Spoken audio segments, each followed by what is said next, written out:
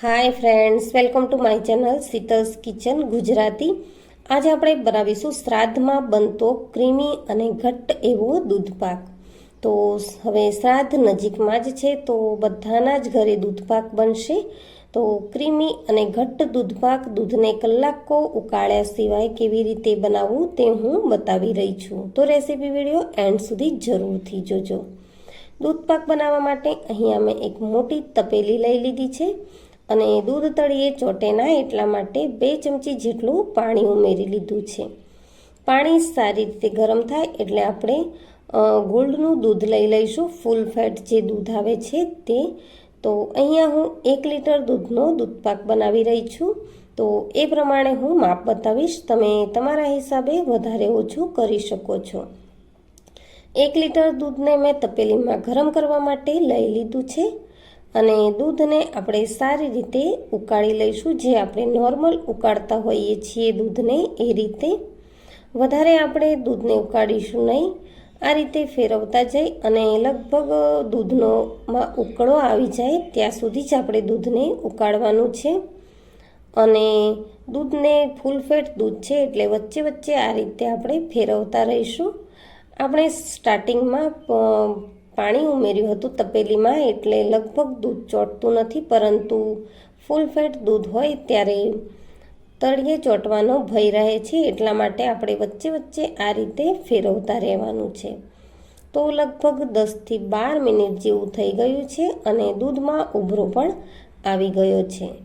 દૂધમાં ઉભરો આવી ગયા બાદ આપણે જે ધોઈને ચોખા રાખ્યા હતા, અડધો કલાક પહેલાં જ મેં ચોખા પલાળી દીધા હતા, તો એ ચોખા બધા જ ઉમેરી લઈશું અને ચોખાને આપણે દૂધમાં જ ચડવા દેવાના છે.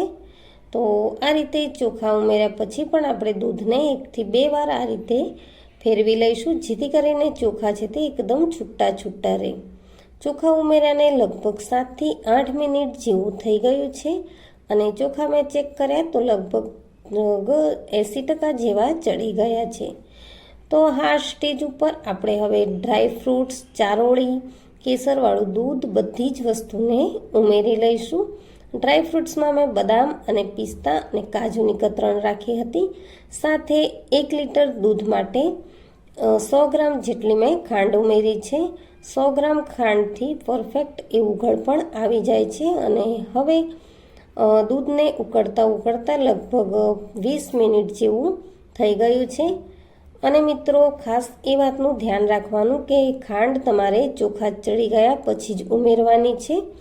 એની પહેલાં જો તમે ઉમેરશો તો ચોખા નહીં ચડે અને દૂધપાકમાં મજા નહીં આવે. દૂધપાક સારી રીતે ઉકળી ગયો છે, તો મેં અહીંયા 1 ચમચી જેટલો ઇલાયચીનો પાવડર ઉમેરી લીધો છે અને અડધું જાયફળ આ રીતે મેં છીણીથી ઘસીને લઈ લીધું છે, જેના કારણે દૂધપાકનો ટેસ્ટ છે તે ખૂબ જ સરસ આવશે અને દૂધપાક છે તે એકદમ આપણો ઘટ્ટ બનીને રેડી થઈ ગયો છે.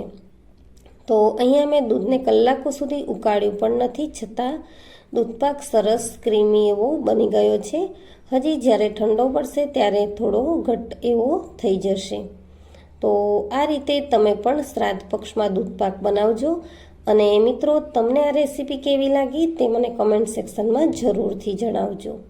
જો રેસીપી વિડીયો ગમે હોય તો વિડીયોને લાઈક કરજો, શેર કરજો અને મારા ચેનલને સબસ્ક્રાઈબ જરૂરથી કરજો. આ રીતે આપણે 5 થી 7 મિનિટ જેવું ઉકાળીશું એટલે ઇલાયચી, જાયફળ બધાનો ટેસ્ટ છે તે દૂધપાકમાં ખૂબ સારો આવી જશે. હવે આપણે દૂધપાકને સર્વિંગ બાઉલમાં લઈ લઈશું.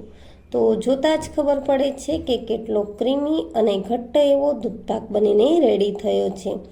તો મેક્સિમમ મેં 20 મિનિટ જેવું જ આ દૂધને ઉકાળ્યું છે અને આ બનીને રેડી થયો છે. Thank you.